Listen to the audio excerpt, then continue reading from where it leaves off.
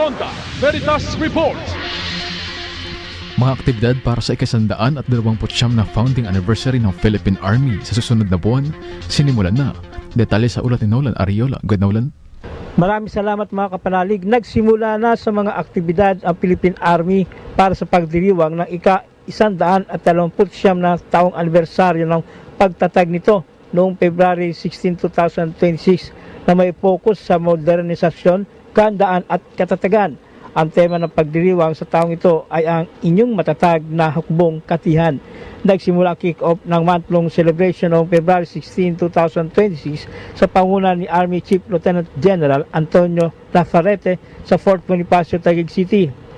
Ang opisyal na founding anniversary ng Philippine Army ay karaniwang pinagdiriwang tuwing March 22. Ang selebrasyon ay naglalayong ipakita ang modernization efforts ng Army, pagpapalakas ng kagamitan at paghahanda laban sa mga banta sa seguridad. Sa isang tradisyonal na pagpupulong noong Enero 9, binigyan din ni Lieutenant General Lafarrete ang pangailangang maging isang moderno, mapagkakatiwalaan at world-class na hukbo. Ang pagdiriwang na ito ay nagpapakita ng dedikasyon ng Army na maging matatag na sandigan ng bagong Pilipinas.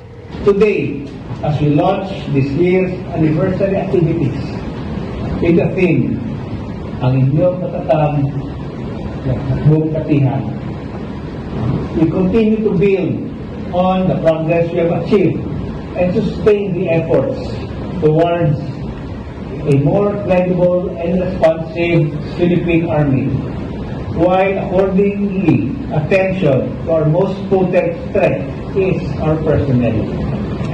All the trainings we conduct, the preparations we undertake, the equipment we procure, the modernization efforts we pursue. Mga kapanalig, ang lagiang dalangin at naisin ng simbahang Katolika ay ang mapanatili ang kapayapaan saan man. Para sa Veritas 846, ang radyo ng simbahan, ako inyong kapanalig, Nolan Ariola, sumainyo ang katotohanan. Fronta Veritas Report.